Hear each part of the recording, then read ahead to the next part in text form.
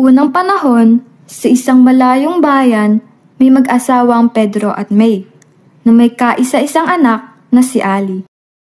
Si Ali ay isang maganda at matapang na dalaga, ngunit siya ay may di kaaya-ayang ugali, di tulad ng kanyang mga magulang na pawang mababait.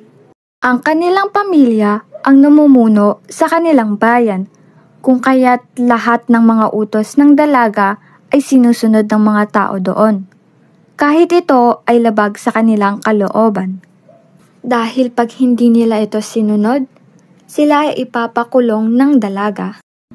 Sa kabilang banda, hindi alam ng kanyang mga magulang ang kanyang mga masasamang gawain, dahil nagbabait-baitan naman ito sa kanilang harapan. Kahit marami nang nagsusumbong sa kanila tungkol sa ugali ng kanilang anak, hindi sila naniniwala dito. Sa panahon nila, mahirap pa ang ilaw doon, lalo na tuwing gabi. Isang gabi, naglalakad si Ali sa kanilang bakuran, gamit ang isang lampara na nagsisilbing ilaw niya sa pagkadilim-dilim ng hardin. Nang nasa huling parte na siya, laking gulat niya na may nakita siyang isang matandang lalaki. Nakayuko at nakaupo ito sa isang madilim na lugar ng hardin. Siya ay nabigla, ngunit matapang pa rin itong lumapit sa lalaki at nagsalita. Sino ka? Anong ginagawa mo dito sa aking hardin? Umalis ka nga dyan. Ngunit hindi ito sumagot. Muli, si Ali ay nagsalita. Ayaw mo talagang umalis dyan? At tinadyakan ito ng paulit-ulit. Tumingin ang lalaki kay Ali. Ang mga mata nito'y parang nagmamakaawa sa kanya, na para bang humihingi ito ng tulong. Ngunit, hindi ito pinansin ni Ali. Kung hindi ka pababangon dyan, ipapakulong kita sa aking mga gwardya. Salita ni Ali, at umalis na siya sa harapan ng matandang lalaki. Nang naglalakad na siya at unting-unting lumalayo, biglang namatay ang apoy ng kanyang dinadalang lampara. Kinilabutan siya bigla sapagkat wala namang malakas na hangin upang ang dala-dala niyang lampara ay mapatayan ng ilaw. Lumingon siya sa kanyang likuran, ngunit wala na siyang halos makita. Nang pagbalik niya sa harap ay humangin ng pagkalakas-lakas at tila may lumalakad papalapit sa kanya. Paglingon niya uli sa likod, may isang binatang lalaki na may daladalang lampara.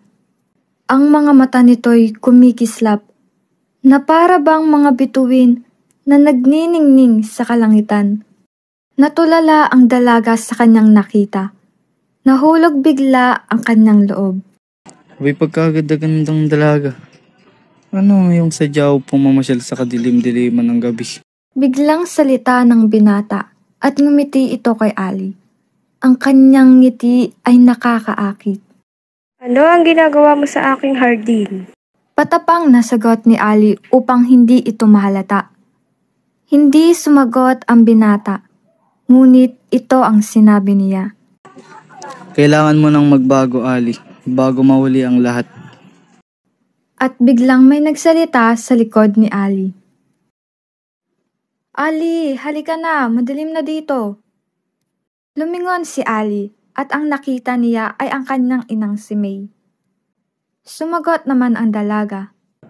Opo, ina. At humarap uli sa likod. Ngunit wala na siyang nakita. Nawala bigla ang binata, kaya sumunod na lang siya sa kanyang ina. Ikinuwento lahat ni Ali ito sa kanyang ina, ngunit nakalimutan na niya ang unang naging nangyari. Ang mga sagot ng kanyang ina ay parang nag-aalala ito.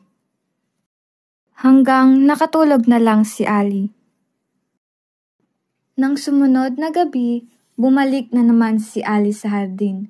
Sa pagkakataong ito, hindi na niya nakita ang binata.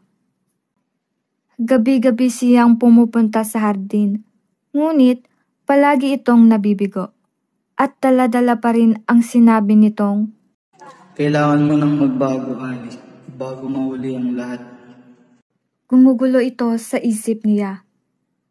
Hanggang sa isang hating gabi, nagpasya si Ali na pumunta sa hardin. Sa pagkakataong ito, nagpakita na ang binata.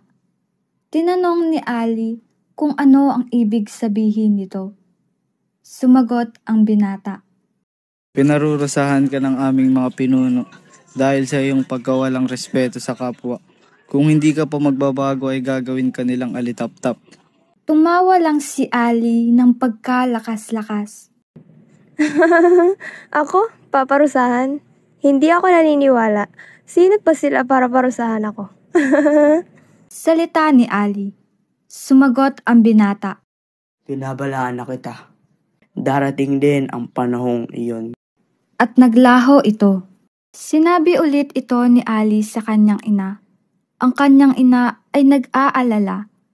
Ngunit si Ali ay hindi naniniwala dito. Patuloy pa rin ang paggagawa ng masasamang gawain ni Ali. Hindi ito tumigil. Nang magagabi na, binisita niya ang kanyang hardin. May narinig siyang isang boses ng matandang lalaki. Ang pagkawalang galang mo at paggawa ng masasama ang siyang napagdesisyonan namin upang parusahan ka. At isa na namang boses ng matandang lalaki. Hanggang ngayon, lilipad ka na at iilaw tuwing gabi. Si Ali ay nangilabot sa kanyang narinig at sinabi niyang, Wag po! ngunit huli na ang lahat. Bigla siyang lumiit na insekto at ang kanyang tiyan pababa ay umiilaw. Nang maghating gabi na, pagod na ang kanyang mga magulang kakahanap sa kanya. Pumunta sila sa hardin at may nakita silang isang munting insekto na umiilaw. Naalala ng kanyang ina ang ikinuwento ni Ali sa kanya at sinabi ito sa kanyang ama. Mula noon, ang insektong ito ay tinawag ng alitap-tap.